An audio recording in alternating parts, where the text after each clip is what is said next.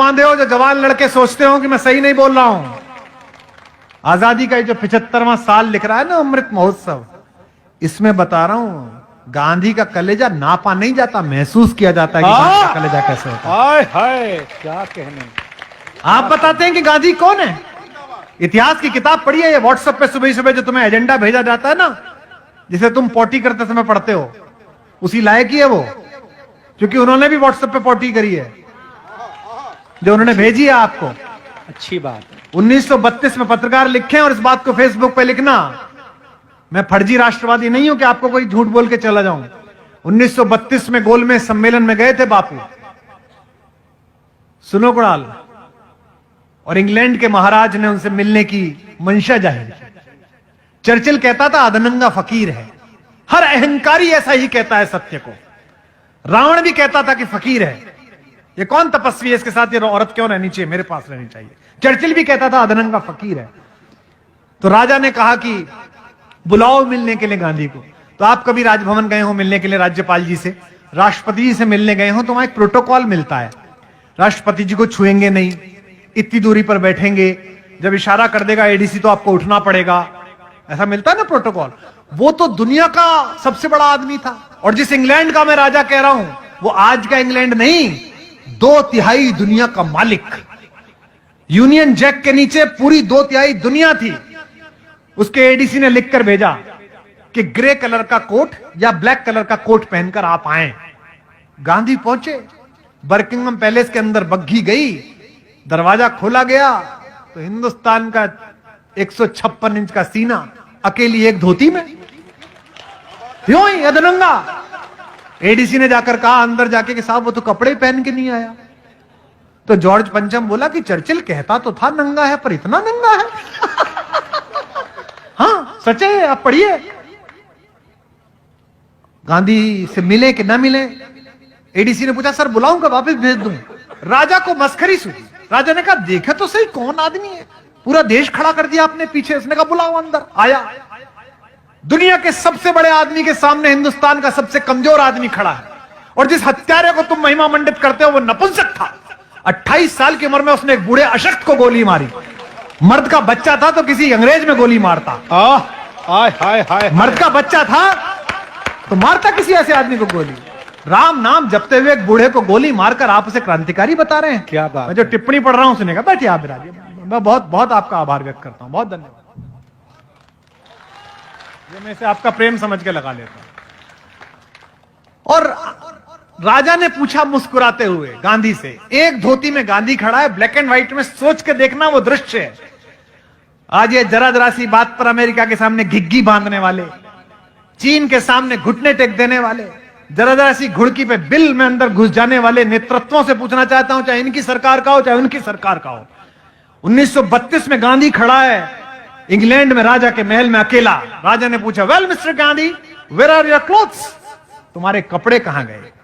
बिना कांपे, यूरेनियम से बने हुए, प्लेटिनम से बने हुए, डायमंड से बने हुए सीने वाले हिंदुस्तान के सबसे बड़े फकीर ने कहा, जो सेंटेंस बोला उसे बोलने के लिए कलेजा चाहिए, नापने के लिए नहीं, महसूस करने के लिए।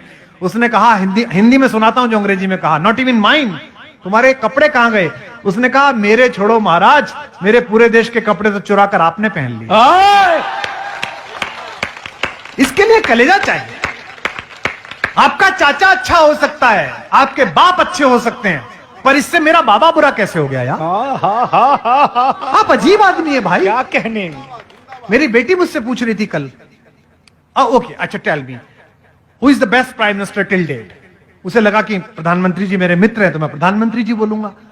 मैं आपको बताता हूं देश का सबसे अच्छा प्रधानमंत्री कौन हुआ। सभी ने अच्छा काम किया, नेहरू जी ने IIT IMD अच्छा काम किया, इंदिरा जी ने प्रीवी पर्स खत्म किया, बैंकों का राष्ट्रीयकरण अच्छा काम किया, राजीव गांधी कंप्यूटर लेके आए तो बहुत अच्छा काम किया, अटल बिहारी वाजपेयी गठबंधन कैसे चले इस देश को सिखाया, नरेंद्र मोदी ने बहुत अच्छा काम किया, सबने अच्छा काम किया।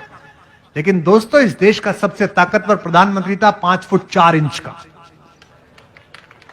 हाय हाय, कुछ लोग अभी समझे नहीं। लाल बहादुर, इलाहाबाद का वो लाल जिसकी बहादुरी से पूरी दुनिया थर्राती। वाह, 19 महीने शासन किया था शास्त्री जी ने। 1000 साल में पहली बार हम जीते थे पाकिस्तान के खिलाफ।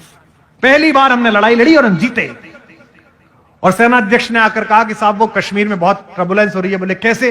बोले वो आते हैं मार के चले जाते हैं। बोले कहां चले जाते हैं? मारो वहां जाके। तो बोले तो सीमा के पल्ली पार चले जाते हैं। तो शास्त्री जी ने कहा पल्ली पार जाके मारो। तो सेनाध्यक्ष बोला साहब ये तो वार हो जाएगी। शास्त्री जी ने कहा देश के नागरिकों को बचाने के लिए शांति हो या युद्ध हो करना ही चाहिए। आपके साथ खड़ा। हाय हाय हाय हाय। इतिहास को किताबों से पढ़ो, अपने नेताओं के चिंटू बनकर मत पढ़ो। इतिहास को पुस्तकों से पढ़ो भाई। ये लाइव जा रहा है, इसे लाखों लोग देख रहे हैं और मैं जानता हूं कि कल मुझे गालियां भी पड़ेंगी। छोड़ेंगे नहीं भक्त। फिर भी कह रहा हूं, और यहां भी बैठे होंगे, उनकी गालियों के बीच कह रहा हूं, आमंत्रित कर रहा हूं आप में से जो पढ़ा लिखा हो वो यहां आ जाए। एक माइक में दे दूंगा, आज बहस कर लें। इनका तो दुर्भाग्य है कि इन्होंने खुद ने ऐसों की फौज इकट्ठी कर रखी है जो बोल नहीं पाती। हाँ बिल्कुल सही। कैसे बोलेंगे? जनरल अयूब 6 फुट 2 इंच का था। एक संवाददाता थे बीबीसी के, मार्क टली। कितने लोगों को नाम याद है उनका? पुराने लोगों को। हाय हाय हाय। बीबीसी में मार्क टली थे, पुराने लोगों को याद होगा। हिंदी बहुत अच्छी बोलते थे। मसूरी में उनका मकान था, मैं भी मिलने जाता था। तो जनरल अयूब से पूछा, हिंदुस्तान पाकिस्तान के बीच जंग का आसार था और समझौता होना था, हमारी वार्ता होनी थी। तो जनरल अयूब से मार्क टली ने पूछा कि जनरल अयूब वो इंडिया के साथ आपका बात होगा तो कैसे होगा? वो शास्त्री जी से आपका बात होगा। तो अहंकार में डूबा हुआ पाकिस्तान का खूंखार शासक बोला, मैं 5 फुट 2 इंच, वो शास्त्री 5 फुट 4 इंच, वो मुझसे क्या बात करेगा? कितना अहंकार था। भारत आए, साउथ ब्लॉक में प्रधानमंत्री कार्यालय से अपनी सफेद एम्बेसडर कार में शास्त्री जी फाइल लेके चढ़ रहे थे। मार्क टली दौड़ते दौड़ते गए, शास्त्री जी जनरल अयूब कहते हैं कि वो 6 फुट 2 इंच के, आप 5 फुट 4 इंच के। लड़ाई होने वाली है, लड़ाई के बाद आप दोनों क्या बात करेंगे? बोले वो मुझसे क्या बात करेगा? शास्त्री जी ने मुस्कुराते हुए विनम्रता से जो जवाब दिया वो आपकी हथेलियां गर्म कर देगा। शास्त्री जी ने कहा, जनरल साहब ठीक कहते हैं, लड़ाई पूरी हो जाने दीजिए, हम दोनों मिलेंगे, जरूर मिलेंगे, लेकिन हश्र ये होगा कि वो नजर झुकाकर बात कर रहे होंगे और मैं नजर उठाकर बात कर रहा हूं। क्या बात है, क्या कहने। ऐसे लोग हमने पैदा किए इस देश। कहने वाह वाह, क्या संस्मरण है, वाह वाह वाह वाह। पाकिस्तान के 2 टुकड़े करने वाली महियसी श्रीमती इंदिरा गांधी हमने पैदा की।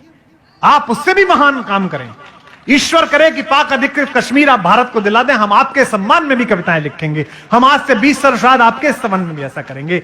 लेकिन एक बात ध्यान रखना, आखिरी बात कहकर कविता पढ़ता हूं, जो पीढ़ी अपने इतिहास को गाली देती है उसे वर्तमान भी मार्ग नहीं देता और भविष्य भी उसके लिए रास्ता। मेरे दादा ने 18 बीघे की छोटी सी खेती करके गरीबी में वक्त काटा। मेरे पिताजी ने प्रोफेसर बनके उसी गांव में एक पक्का मकान बनाया। मैंने हिंदुस्तान का सबसे महंगा कवि बनकर उसी गांव में एकड़ों में फैला हुआ फार्म हाउस बनाया। आज मैं उस फार्म हाउस में बैठकर अपने दादा को गाली दूं कि उस पर एक कच्चा ही मकान बन पाया तो मैं एक नीच पोता हूं और एक खराब भारतीय। अच्छी बात है, अच्छा बात है, अच्छी। तब कविता पढ़ रहा हूं। स्वागत।